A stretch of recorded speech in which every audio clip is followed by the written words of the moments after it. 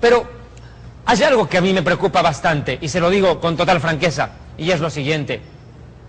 Cuando ustedes preguntan en las iglesias lo siguiente: ¿quiénes esperan la segunda venida del Mesías? Todo el mundo levanta la mano. Aún líderes, pastores y predicadores esperan, según ellos, la segunda venida del Mesías. En esta oportunidad comprenderemos y aprenderemos, que es lo más importante, que nosotros no estamos esperando la segunda venida del Mesías. Estamos esperando el arrebatamiento de la iglesia. Pero mira, hermanos, ¿que acaso no es lo mismo la segunda venida que el arrebatamiento? Definitivamente no lo es. Del Hijo del Hombre, no olviden esa palabra, la venida, la parusía del Hijo del Hombre. Porque como en los días antes del diluvio estaban comiendo y bebiendo, casándose y dando en casamiento hasta el día que Noé entró en el arca, y no conocieron hasta que vino el cataclismos. ¿Hasta que vino qué cosa? El cataclismo. Y se llevó a algunos. ¿Qué dice? Y se los llevó a todos. Y Lucas dice, los destruyó a todos. ¿A cuántos destruyó? Entonces yo pregunto, cuando Cristo venga, ¿cuánta gente va a quedar viva en el planeta Tierra? Entonces, ¿cómo es que el milenio va a ser en la Tierra? ¿Cómo es que el milenio va a ser? Va a haber gente en su estado mortal, aquí en el planeta, durante el milenio, y esta Tierra va a ser un paraíso. Si mi Biblia me dice que el diluvio se llevó a todos los malos, así será también la venida del Hijo del Hombre. Más claro, no puede hablar la Biblia de que como cuando vino el diluvio, destruyó a todos y el planeta quedó saqueado, cuando Cristo venga va a destruir a todos y la tierra va a quedar saqueada. El arrebatamiento de la iglesia es el momento en el cual el Señor se parará en las nubes del cielo y llamará a su pueblo, a los suyos: mis ovejas oyen mi voz y me siguen.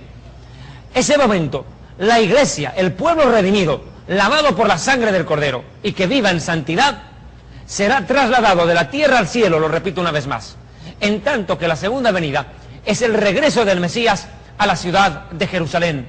Definitivamente, amados hermanos, es que hemos caído en un analfabetismo bíblico crónico y en una ignorancia sobre las Escrituras que nos hacen confundir aún nuestra propia mano derecha de la mano izquierda. Somos a veces incapaces de reconocer lo que es arrebatamiento de segunda venida. Ahora me entiende por qué es importante este programa Historia del Futuro, en el cual evaluaremos los aspectos proféticos desde un punto de vista histórico, presente, actual, contemporáneo y también futurístico. Déjeme decirle algo: la Biblia, más que ningún otro libro en el mundo, único libro en el mundo, diremos así, la Biblia habla en un 65% del futuro y tenemos que aprovecharlo. ¿Qué es el arrebatamiento? Lo repito una vez más: es el encuentro del Mesías con la iglesia. ¿Qué es la segunda venida? Es el encuentro del Mesías con la nación de Israel. Ahora, yo no sé cómo la Biblia puede hablar más claro. ¿Saben dónde está el problema? Las personas que creen que este planeta va a ser un paraíso durante el milenio, ellos toman pasajes que tienen que ver con la tierra nueva y se lo aplican durante el milenio. Esos textos a donde dice que el león se sentará con el cordero se aplica en el cielo nuevo y la tierra nueva. Donde dice que habrá paz en la tierra de mar a mar, no está hablando durante el milenio, está hablando de lo que pasa después del milenio. Pero ellos toman esos pasajes y se lo aplican al milenio, y por esa razón no son capaces de compaginar estos cuadros que yo les he presentado de devastación y destrucción con su concepto del milenio. Es mucho más fácil seguir lo que dice la Sagrada Escritura, y es creer que solo hay una venida de Cristo, la segunda venida de Cristo en poder y gloria. La tierra queda desordenada y vacía. Como no puede la tierra sostener a nadie, Dios lleva a su pueblo al cielo, a donde sí puedan vivir. Satanás y sus ángeles son atados en el planeta. Y después del milenio, Cristo regresa, resucita a los impíos, como veremos en un momento, los juzga, los destruye finalmente, y luego Cristo hace un cielo nuevo y una tierra nueva. ¿Qué diferencia hay entre el arrebatamiento y la segunda venida de Cristo? ¿O acaso son dos eventos similares o iguales, o son dos eventos separados por 7 años? Entonces, todas estas preguntas las vamos a ir desarrollando y vamos a ir encontrando las respuestas en la bendita palabra de Dios. En la primera carta a los Corintios, capítulo 15, versículos 51 al 53, dice la Biblia estas palabras. Escribe el apóstol Pablo: he aquí os digo un misterio, no todos dormiremos, pero todos seremos transformados. Este es el misterio que no fue revelado en el Antiguo Testamento, y aquí comienza el misterio a dejar de ser misterio, porque ahora viene la revelación. ¿Cuál es el misterio?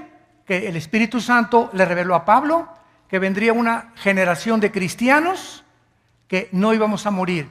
No todos dormiremos. La palabra dormir significa muerte, y como vimos anteriormente, la palabra muerte no significa cesar de existir o estar en la tumba inconscientes, como enseña una secta que se llama los Testigos de Jehová. Cuando la Biblia habla de dormir, se refiere al cuerpo nada más, no al alma ni al espíritu. El alma y el espíritu, en el momento de la muerte, nos vamos al cielo, el cuerpo es enterrado, y allí en el cielo tenemos un cuerpo intermedio temporal, Apocalipsis 6, del 11 en adelante, donde esperamos venir con Cristo en la segunda venida, y ya con el cuerpo resucitado y glorificado, pero resucitado en el día del arrebatamiento. Comencemos. Primera de Tesalonicenses capítulo 4, versículos 13 en adelante, describe de una manera puntual y específica el arrebatamiento de la iglesia. Tengan la bondad de acompañarme a Primera de Tesalonicenses capítulo 4, versículos 13 en adelante. Dice el apóstol Pablo, o Rabí Shaul, como los judíos le llamamos al rabino Saulo de Tarso: tampoco, hermanos, queremos que ignoréis acerca de los que duermen. Habla de aquellos que murieron, pero antes de morir se entregaron al Señor, para que no os entristezcáis como aquellos que no tienen esperanza. Cuando una persona fallece comúnmente dentro de una religión tradicional, cultural o lo que quiera usted llamarlo, lo común es hacer misas y rezos por el alma de aquellas personas que murieron. Nosotros que hemos nacido de nuevo, nosotros que confiamos en Yeshua como Mesías y Señor, no necesitamos de misas, no necesitamos de oraciones después de haber muerto, porque para nosotros el vivir es el Mesías, Yeshua, y el morir es ganancia, porque en cuanto partimos de este mundo, subimos inmediatamente hasta la presencia de nuestro Señor y alcanzamos el descanso eterno. No necesitamos misas. Quienes implícitamente recurren a ello para dar consuelo a las almas de sus seres que partieron, implícitamente dan a entender que no están en el cielo, porque si están en el cielo, ya para qué misas, ¿no le parece lógico? Ese es el panorama que presenta la Biblia, es un panorama tan sencillo. No tiene usted que inventar raptos secretos de la iglesia antes de la segunda venida, porque en ese caso, si el rapto se realiza antes de la segunda venida, entonces la segunda venida sería la tercera venida, si lo piensan bien. Ahora, vamos a un último punto en cuanto a esto. La clave para comprender el destino de los justos y de los impíos se halla en el concepto de las dos resurrecciones. Vamos a hablar un momentico de las dos resurrecciones y va a comprobar, dicho sea de paso, esto va a comprobar sin lugar a dudas, en realidad esto sería un quinto argumento, de que durante el milenio los impíos van a estar muertos y los justos van a estar en el cielo. La clave para entender este asunto del milenio es entender las dos resurrecciones. Ahora vamos a Juan, el capítulo 5 y el versículo 28 y 29. Juan 5, 28 y 29. Dice aquí nuestro Señor Jesucristo: no os maravilléis de esto, porque vendrá la hora cuando todos los que están en los sepulcros oirán su voz. Los que hicieron bien saldrán a resurrección de vida, mas los que hicieron mal a resurrección de condenación. ¿Cuántas resurrecciones hay? Hay dos resurrecciones. Ahora surge la pregunta: ¿cuándo es la primera resurrección? Ustedes saben esto. Vamos a 1 de Tesalonicenses, el capítulo 4. Y vamos a leer el versículo 14. ¿Saben? Generalmente cuando leemos 1 de Tesalonicenses 4 empezamos con el 15, porque el 14 tiene un problema. Entonces no vamos a esconder los problemas, vamos a resolver los problemas. Porque a veces los adventistas somos expertos en eso. Cuando hablamos del estado de los muertos usamos los textos que siempre usamos, Eclesiastés 9:5, donde decimos, los vivos saben que han de morir, mas los muertos nada saben. Y cuando alguien nos presenta el texto donde Pablo dice, quiero estar ausente del cuerpo y presente con el Señor, decimos, no, vamos a otro texto. Hacemos como los testigos de Jehová. Dios no quiere que hagamos eso, Dios quiere que nos enfrentemos a los problemas, cara a cara, y que los resolvamos. Vamos a mirar este texto, 1 Tesalonicenses 4:14. Porque si creemos que Jesús murió y resucitó, así traerá Dios con Él a los que durmieron en Jesús. Ahora, ¿cuál es el problema con este texto? Este texto da la impresión de que cuando Cristo venga, se va a traer con Él a los que murieron. Ahora, si los va a traer con Él, tienen que estar ¿dónde? En el cielo. ¿Entienden el problema con el texto? Ahora, no se asusten cuando leen un texto así. Porque hay una solución al texto, si uno lo lee con cuidado y lee con texto. Vamos a mirarlo otra vez cuidadosamente. Dice, porque si creemos que Jesús murió, ¿y qué? Y resucitó, fíjense. Jesús murió, fue sepultado, ¿y qué? Y resucitó, y luego ¿qué pasó con Cristo después que resucitó? Fue arrebatado. Vayan conmigo, guarden su lugar ahí en 1 Tesalonicenses 4 y vayan conmigo a Apocalipsis 12 y el versículo 5. Hay una palabrita muy importante aquí. Apocalipsis 12 y el versículo 5. Dice, hablando de la mujer, y ella parió un hijo varón, el cual había de regir todas las gentes con vara de hierro, y su hijo fue arrebatado para Dios y a su trono. ¿Dónde estaba Dios el Padre cuando Jesús fue arrebatado? ¿Dónde estaba el Padre? En el cielo, porque fue arrebatado a Dios y a su trono. Ahora fíjense el cuadro. Jesús murió, fue sepultado, resucitó y luego fue arrebatado ¿a dónde? A la casa de su Padre. Ahora noten nuevamente el versículo 14. Porque si creemos que Jesús murió y resucitó, así también, ¿qué se está haciendo aquí? ¿Una qué? Una comparación entre lo que pasó con Cristo y lo que va a pasar con quiénes. Lo que va a pasar con nosotros. Si llegásemos a morir antes que Cristo venga. Dice, así también Dios traerá, así también traerá Dios con Él. ¿Quién es este Él que encontramos aquí? Traerá Dios con Él. Este Él es Jesús. ¿Y Dios quién es? El Padre. A los que durmieron en Jesús. Ahora, lo que está diciendo este texto es que Dios está ¿dónde? En el cielo. Y Dios va a traer con Jesús ¿a dónde? Al cielo, a donde está el Padre. Y la clave es que dice así también. Lo que pasó con Jesús, pasará con su pueblo. Jesús murió, fue sepultado, resucitó y fue ¿qué? Arrebatado. ¿Para ir a dónde? ¿A la casa de quién? De su Padre. Así también, los que durmieron en Cristo, murieron, fueron sepultados, resucitarán y serán ¿qué? Arrebatados a Dios y a su trono, porque irán a la casa del Padre ¿con quién? Con Jesús. ¿Lo entienden ahora? Es decir, no está hablando aquí que los que durmieron vienen con Jesús a la tierra, sino que los que durmieron van con Jesús al Padre. ¿Están conmigo?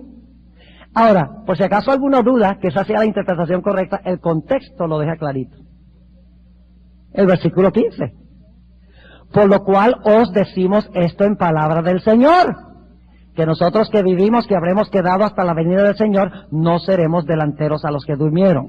Porque el mismo Señor, con aclamación, con voz de arcángel y con trompeta de Dios, descenderá del cielo, y los muertos en Cristo resucitarán primero. ¿Dónde están los que durmieron, según esto? ¿Dónde están los que durmieron? Ah, están en el sepulcro. Y si están en el sepulcro, ¿cómo es que Cristo cuando venga se los trae con él? Es que cuando se estudia con cuidado, uno ve que toda esta forma de torcer la escritura que tiene la gente, porque ellos creen que los muertos no están muertos y tienen que buscar apoyo bíblico para comprobar las ideas que tienen. Así que dice claramente, por lo cual, versículo 15, os decimos esto en palabra del Señor, que nosotros que vivimos, que habremos quedado hasta la venida del Señor, no seremos delanteros a los que durmieron, porque el mismo Señor con aclamación, con voz de arcángel y con trompeta de Dios, descenderá del cielo y los muertos en Cristo resucitarán primero. Yo pregunto, ¿los que murieron, murieron como Cristo? Sí. ¿Fueron sepultados como Cristo? ¿Resucitaron como Cristo? ¿Y ahora qué va a pasar con ellos? Versículo 17. Luego nosotros los que vivimos, los que quedamos juntamente con ellos, seremos arrebatados en las nubes. ¿Saben que esa es la misma palabra donde habla del arrebatamiento de Cristo en Apocalipsis 12:5? Cuando dice fue arrebatado a Dios y a su trono. Aquí dice, seremos ¿qué? Arrebatados. ¿Quiénes? Los que vivimos con los que ¿qué? Con los que durmieron, a recibir al Señor, ¿dónde? En el aire, y así estaremos siempre con el Señor. ¿Cuándo es que vamos a estar con el Señor? ¿Cuando nos morimos o cuando Cristo venga? Si es cuando Cristo venga, nos fuimos allá cuando nos morimos. ¿Ven cómo el contexto explica este texto? Está diciendo como Jesús murió, fue sepultado, resucitó, fue arrebatado a la casa de su Padre, de la misma manera, nosotros, si morimos antes que Cristo venga, seremos sepultados, resucitaremos, seremos arrebatados en las nubes a encontrarnos con Jesús y luego todos iremos juntos ¿a dónde? Con Jesús, ¿a dónde está Dios? Ahora, entonces pregunto, volviendo otra vez a nuestro tema, ¿cuándo es la resurrección de los justos? ¿Cuándo es la resurrección de los justos? Según este pasaje. En el rapto secreto. No. Es cuando Cristo ¿qué? Cuando Cristo venga en poder y gloria. Yo nunca he podido entender cómo ellos pueden creer que esto es un rapto secreto si dice que el mismo Señor descenderá con aclamación, con voz de arcángel y trompeta de Dios. Yo nunca he escuchado una trompeta silenciosa. Algunos han dicho que este es el versículo más ruidoso de la Biblia. No hay que inventar un rapto secreto. ¿Ve? Ellos inventan la idea del rapto secreto porque creen que el milenio va a ser en la tierra. Y si el milenio va a ser en la tierra, ¿cómo es que Cristo prometió llevar a su pueblo al cielo? Y ellos dicen, tiene que haber un rapto antes, 7 años antes, para cumplir la palabra de Cristo de que iban a ir a la casa del Padre. Pero si usted cree que cuando Cristo viene va a llevar a su pueblo al cielo por 1000 años, no hay ningún problema. Porque Cristo va a cumplir su promesa de Juan el capítulo 14. Ahora, hablemos un momentico de otro texto difícil, ya que estamos resolviendo textos difíciles. Vamos a resolver primero de Tesalonicenses 3:13, porque está en el mismo contexto. Dice aquí, para que sean confirmados vuestros corazones en santidad, irreprensibles delante de Dios, y nuestro Padre, para la venida de nuestro Señor Jesucristo, con todos sus santos. ¿Cómo es la cosa? Que el Señor Jesucristo viene ¿con qué? Con todos sus santos. Y algunos dicen, ¿cómo puede venir con todos sus santos en su venida si no se los llevó al cielo antes de que viniera? Ajá, claro que sí. ¿Están captando el problema? Y lo usan, dice, mire, dice que Cristo viene con sus santos. Los que creen en el rapto secreto creen que esta es la segunda venida gloriosa, cuando Cristo regresa del cielo con los santos que se llevó en el rapto. ¿Ve? Primero Tesalonicenses 4, ellos dicen, ese es el rapto secreto, cuando Cristo se lleva a su pueblo al cielo. Primero de Tesalonicenses 3:13, ellos dicen, eso es cuando Cristo regresa del cielo al final de los 7 años con los que se llevó al cielo en el rapto. Por eso dice que va a regresar con todos sus santos. ¿Está claro? Ahora, ¿es esta la interpretación correcta de este texto? La respuesta es no. Vamos a Marcos 8:38. Marcos 8:38. No solamente a los hijos de Dios, a los seres humanos santos, se les llama santos.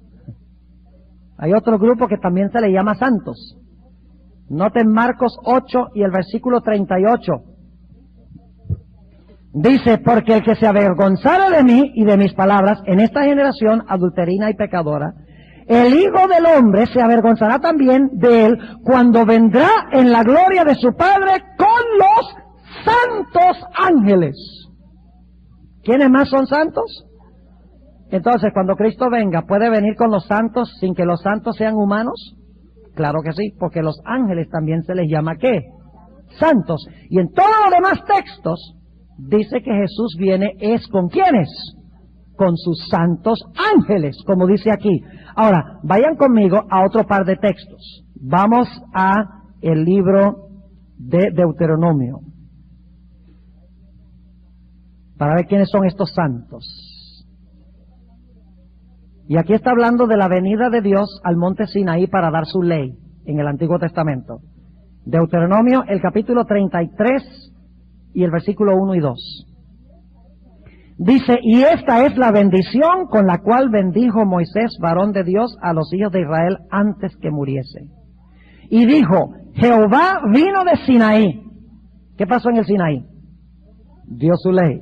Jehová vino de Sinaí y de Seir les esclareció. Resplandeció del monte de Parán y vino con 10,000 santos. ¿Con quiénes vino Dios cuando dio la ley? Y por si acaso alguno se pregunta si esto está hablando de cuando dio la ley, la última parte del versículo dice, a su diestra la ley de fuego para ellos. ¿Con quién vino Dios? Con 10,000 santos. Ah, pues yo me imagino que esos fueron los que murieron y se fueron al cielo. ¿Ah? ¿Quiénes son esos 10,000 santos? ¡Los ángeles! Vamos a Judas 7. Dejamos que la Biblia explique la Biblia. No le metemos nuestros conceptos a la Biblia, dejamos que la Biblia misma se explique sola. Judas 7. Y aquí está hablando de la segunda venida del Señor Jesucristo. Y dice lo siguiente, no es Judas 7, Judas 14. Dice en Judas 14, de los cuales también profetizó Enoc, séptimo desde Adán, diciendo, he aquí el Señor es venido con santos millares. ¿Quiénes son esos? Ángeles, a hacer juicio contra todos y a convencer a todos los impíos de entre ellos tocante a todas sus obras de impiedad que han hecho impíamente y a todas las cosas duras que los pecadores impíos han hablado contra él. Y dicho sea de paso, la expresión 10,000 santos se usa en Apocalipsis 5, si van conmigo allí un momentico, Apocalipsis 5 y el versículo 11, cuando habla de 10,000 o miles de miles, está hablando de ángeles.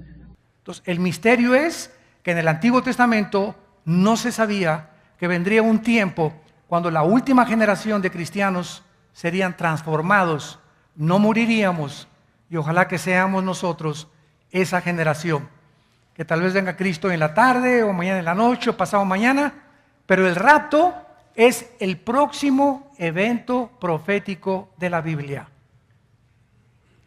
Es el próximo evento profético del calendario escatológico de la palabra de Dios, el arrebatamiento de la iglesia. Ahora, hay una diferencia entre el arrebatamiento de la iglesia y la segunda venida de Cristo, y esto es muy fácil. Yo todavía hace algunos años, hace 5, 7 o 8 años atrás, todavía es que el estudio de la profecía es maravilloso porque no te puedes dar por vencido. A veces dices, no, ya me doy por vencido, ya no entiendo, aquí es un relajo. Unos dicen que es antes, otros que a la mitad, otros que al final. Y dejan de estudiar. Y no se trata de eso. Dice el versículo 52, en un momento, en un abrir y cerrar de ojos, o sea, el arrebatamiento de la iglesia viene con la velocidad con la que tú parpadeas. En milésimas de segundo, de repente, millones de personas en el mundo desaparecemos. Aviones que se van a estrellar porque desaparecieron los pilotos. Choferes que van a desaparecer y accidentes en las carreteras porque desaparecieron los choferes. Tal vez tu esposo vas a amanecer y ya no está, o no va a estar tu esposa cuando amanezcas. Vas a andar preguntando, se fue con el lechero. Tus hijos no los vas a encontrar, o los hijos no van a encontrar a sus papás. Millones de cuneros en los hospitales, desaparecieron los niños menores de edad, y vamos a ver un caos internacional de que millones de personas desaparecieron. Ahora, la diferencia más importante, como les comentaba yo, entre el arrebatamiento y la segunda venida, donde ya no tengo absolutamente ninguna duda, es la siguiente: no hay ninguna señal para anunciar el rapto. No hay ninguna señal que nos diga estamos cerca del rapto. Es inminente en cualquier momento, y Cristo lo dijo como ladrón en la noche. Siempre que vean ustedes esta expresión, 1 Tesalonicenses capítulo 5, como ladrón, vemos como ladrón en la noche, se refiere a el arrebatamiento. ¿Por qué? Porque la segunda venida viene con muchas señales. Y el sol se oscurecerá y la luna no dará su resplandor, y verán la señal del Hijo del Hombre, Mateo 24, en el cielo. O sea, los que están en la tribulación y vean que el anticristo firma un tratado de paz y viola el tratado de los 3 años y medio, todos los cristianos saben exactamente, de aquí a 3 años y medio viene Jesucristo. Pero en el arrebatamiento no hay señales, viene como ladrón en la noche. Y dice la primera carta a los Tesalonicenses capítulo 5, ustedes no están en tinieblas para que aquel día los sorprenda como ladrón. Entonces es clarísimo, ¿verdad?, que el arrebatamiento es antes de la tribulación, y cuando vengamos con Cristo, venimos con Él, mientras ya fuimos juzgados por nuestras obras en el cielo, para establecer su reino milenial.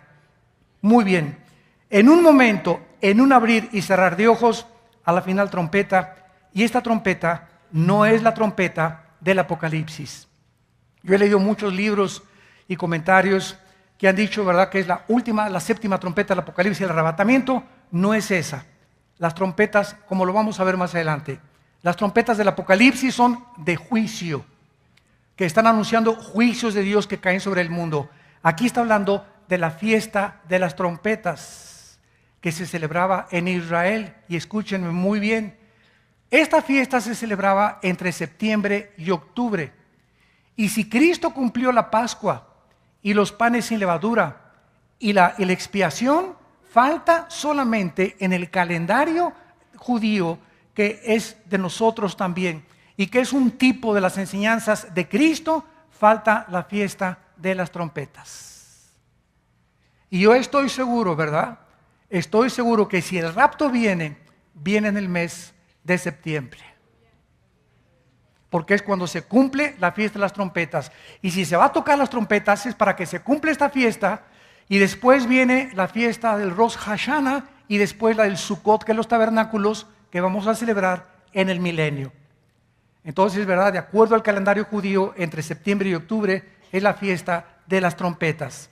Y si es exactamente conforme a las conmemoraciones de los festivales judíos, podemos saber que puede ser cualquier día de cualquier año, no sabemos el día ni la hora, ¿verdad?, que pueda suceder cuando se cumple la fiesta de las trompetas, sin ser dogmáticos, desde luego.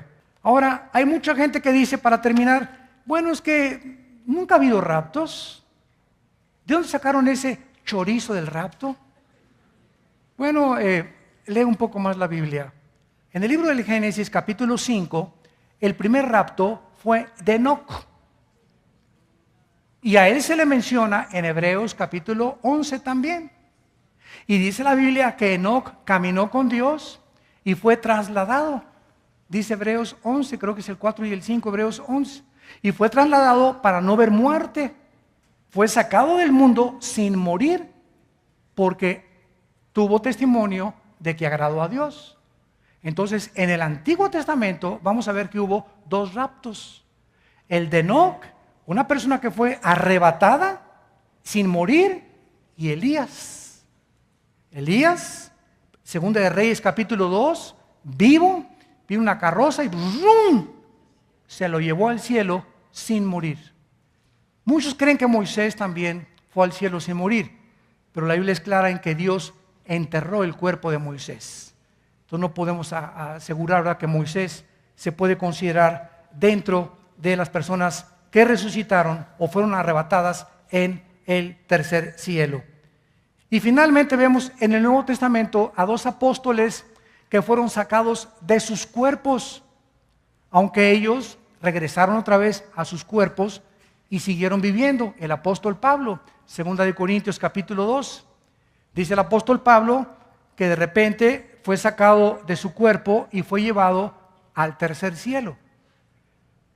¿Cómo sabemos que su cuerpo no fue llevado? Porque la carne y la sangre no pueden heredar el reino de Dios. En este cuerpo es imposible que Dios nos lleve ahorita con este cuerpo a otras características atómicas, espaciales, electromagnéticas, etcétera, nucleares, que forman parte de las 4 dimensiones donde vivimos.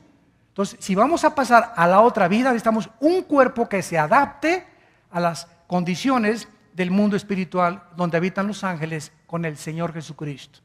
Entonces, Pablo es sacado de su cuerpo en espíritu. Se separa como el cordón umbilical. Aquí se queda el cuerpo de Pablo y su espíritu va al cielo. Y en el espíritu, porque es espíritu Dios y en el espíritu recibimos la comunicación con Dios, Dios le dice a Pablo una información que Pablo, cuando baja al cuerpo, no es capaz de compartirla con nadie. Y dice en 2 Corintios, vi cosas y oí cosas que no tengo palabras para poder describirlas. Les voy a dar un ejemplo. Una persona que nace ciega, ¿de qué manera le puedes decir? Si me pregunta el ciego, hermano Armando, ¿de qué color es el algodón? Como el algodón, el color blanco, es como el algodón, el color blanco. Es que él nunca ha visto el algodón, ni el color blanco. No hay palabras para enseñarle a un ciego cómo es el color blanco.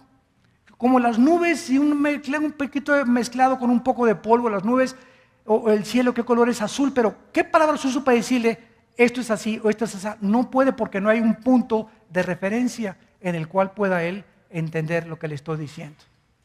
Así Cristo les dijo a los discípulos, tengo muchas cosas que decirles, pero no las pueden llevar todavía, porque les falta entendimiento. ¿Quién fue el otro apóstol? El apóstol Juan. Apocalipsis 4. Fue sacado de su espíritu, fue al cielo, y aquí está Juan hace 2000 años. Juan en el cielo ve lo que va a pasar 2000 años después. Todo Apocalipsis ya lo vio Juan. Todo Apocalipsis ya pasó. No ha pasado y va a pasar. ¿Ya se te funcionan los fusibles?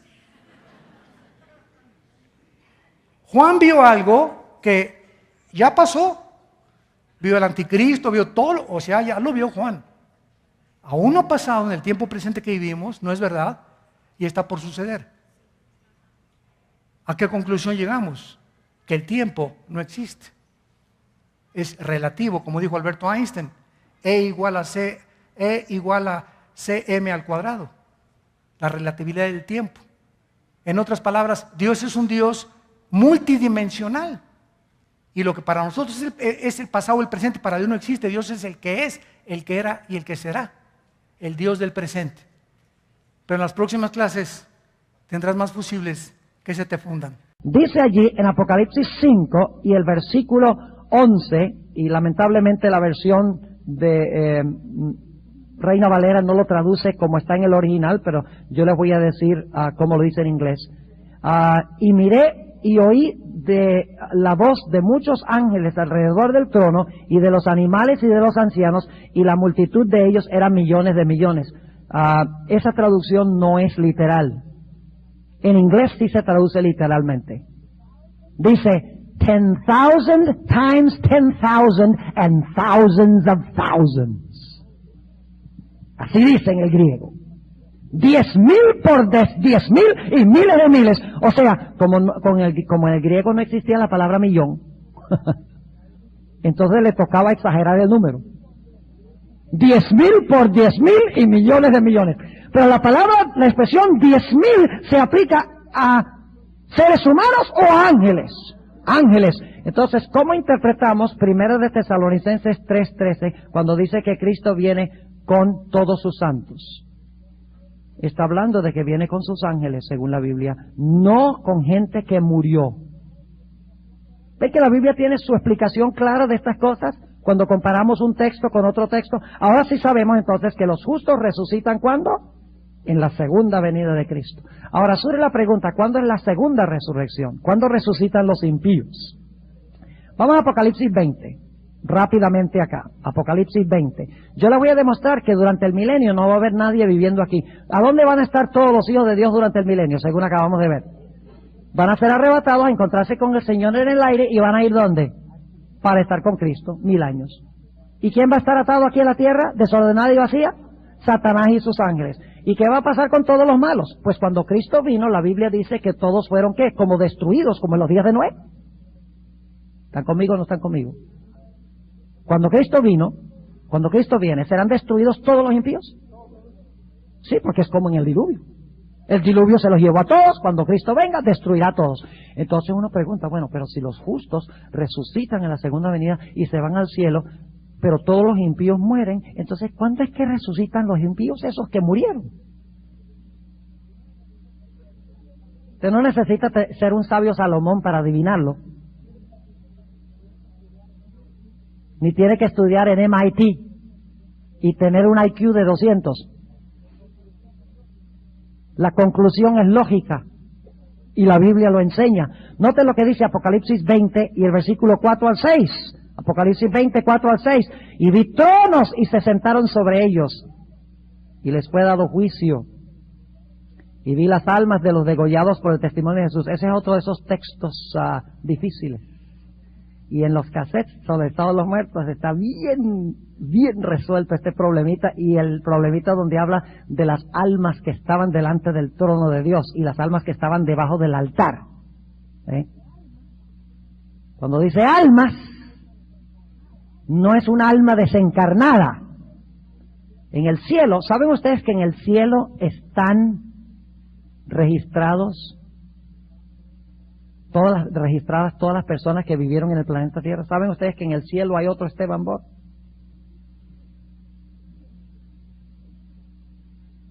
¿Cómo? ¿Cómo así? Sí. Ten misericordia, con uno solo nos basta. ¿Saben ustedes que Dios tiene a toda persona que está en el planeta Tierra, lo tiene anotado en un libro celestial idéntico? Es decir, Dios tiene un registro exacto, una transcripción exacta de usted, sin faltarle ni una respiración.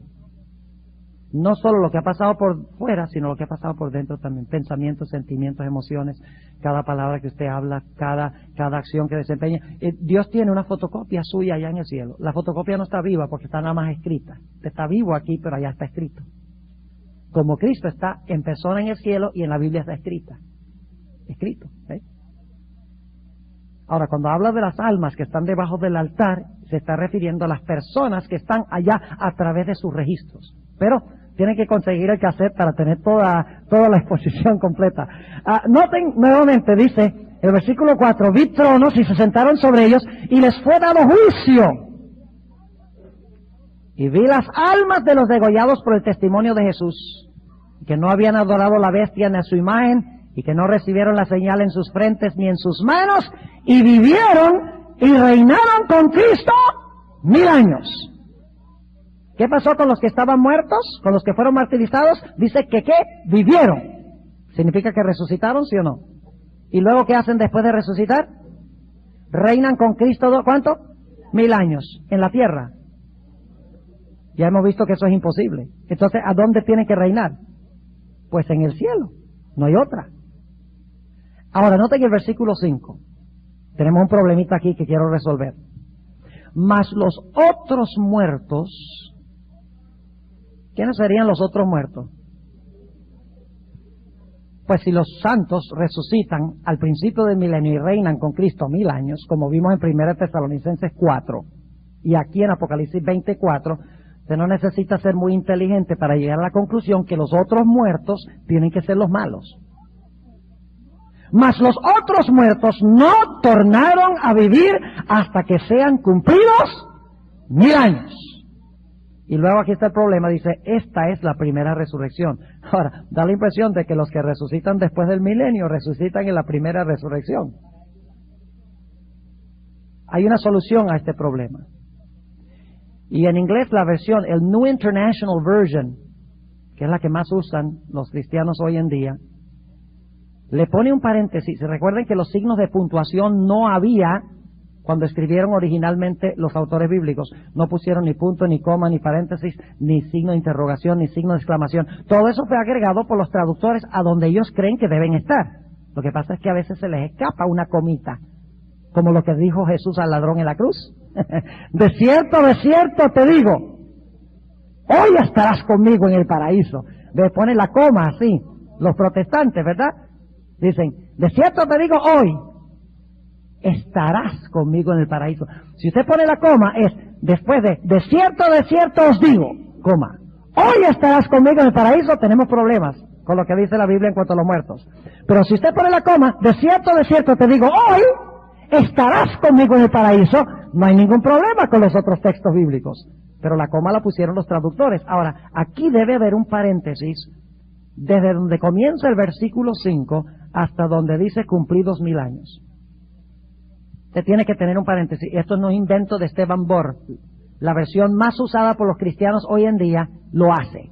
Porque los traductores saben que esta es una expresión parentética. Es para hacer una aclaración a Juan sobre los otros muertos. Ahora, vamos a leer el versículo 4, saltamos lo que les dije que debe ir entre paréntesis y leemos solo la última frase del versículo 5 para que ustedes me digan si tiene sentido. Versículo 4, vi tronos y se sentaron sobre ellos y les fue dado juicio. Vi las almas de los degollados por el testimonio de Jesús y por la palabra de Dios, y que no habían adorado la bestia ni a su imagen, y que no recibieron la señal en sus frentes ni en sus manos, y vivieron y reinaron con Cristo 1000 años. Esta es la primera resurrección.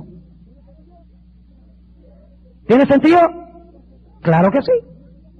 Porque Pablo dijo, los muertos en Cristo resucitarán primero.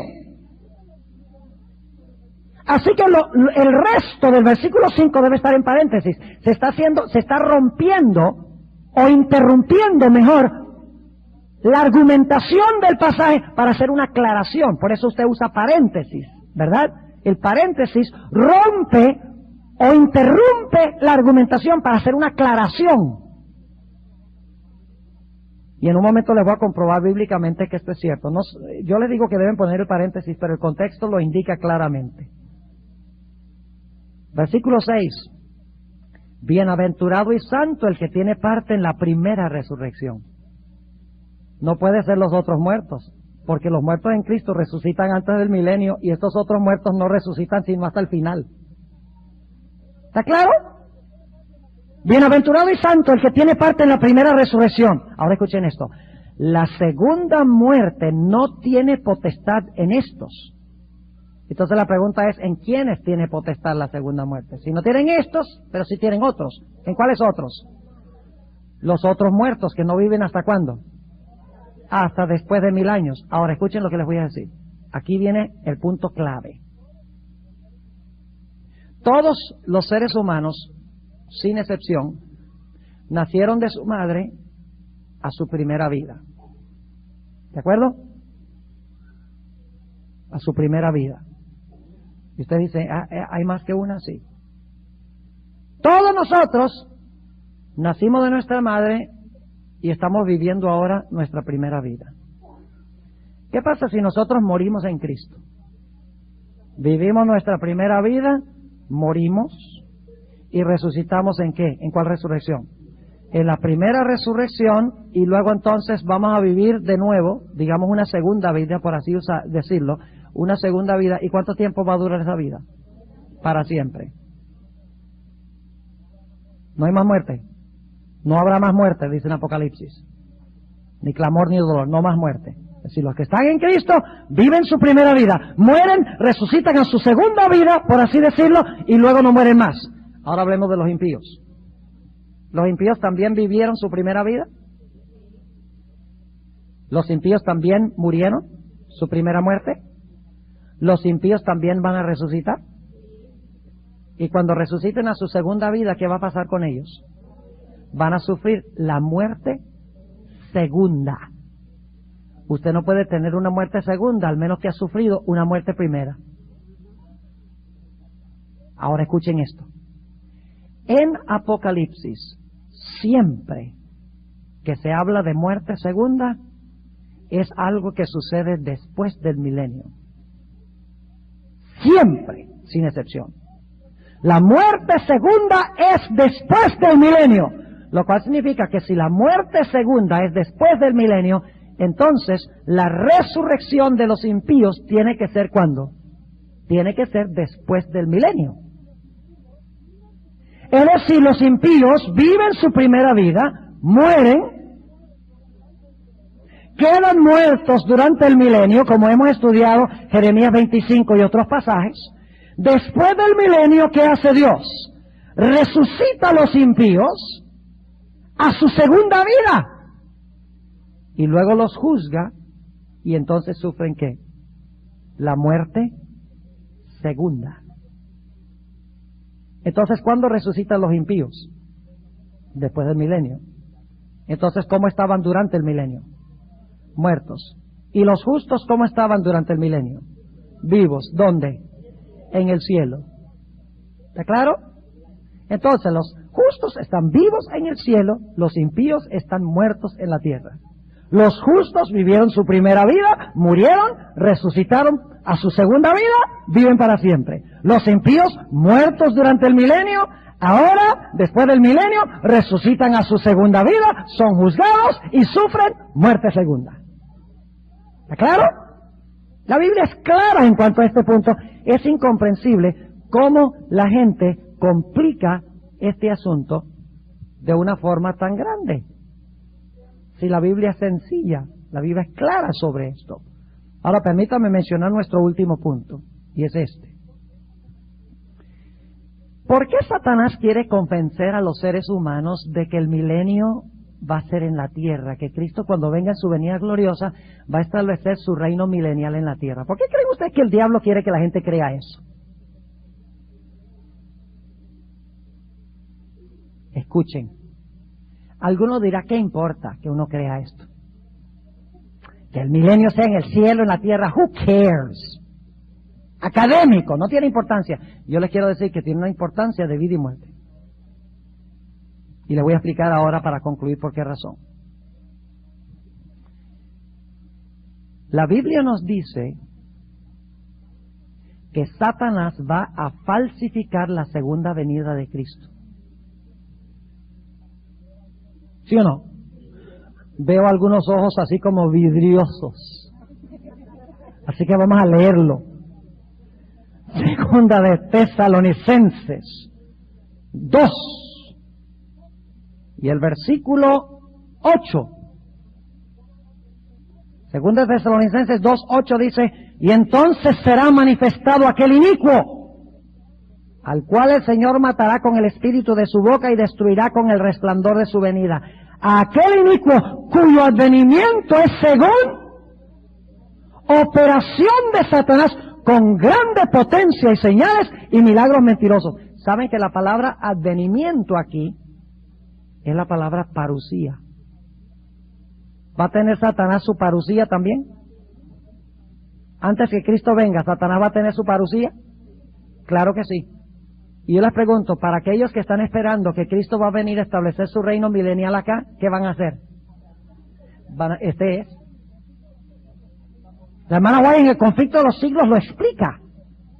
En el capítulo sobre tiempo de angustia dice que Satanás va a aparecerse en diferentes sitios de la tierra, va a hablar palabras bonitas como habló Jesús, va a sanar las enfermedades, va a hablar de paz y prosperidad. Y todo el mundo lo va a recibir y van a decir: ¡ah, el gran milenio esperado ha llegado! Porque están esperando que Cristo va a establecer su reino milenial aquí. ¿Cuán importante es este asunto? Por eso el Espíritu de Profecía dice que los que creen que cuando Cristo venga, Cristo no va a venir a la tierra, sino que va a quedar encima de la tierra, ellos no van a ser engañados con la idea de que este es Cristo que viene a establecer su reino milenial acá. Porque ellos saben que Jesús solo se queda en el aire y va a llevar a su pueblo a la patria celestial. Y no podrán ser engañados siempre y cuando crean la santa palabra de Dios. ¿Les quedó claro el tema? Es crucial, hermanos y hermanas, que nosotros comprendamos este tema del milenio para poder enfrentarnos a la gente y enseñarle estas cosas tan importantes.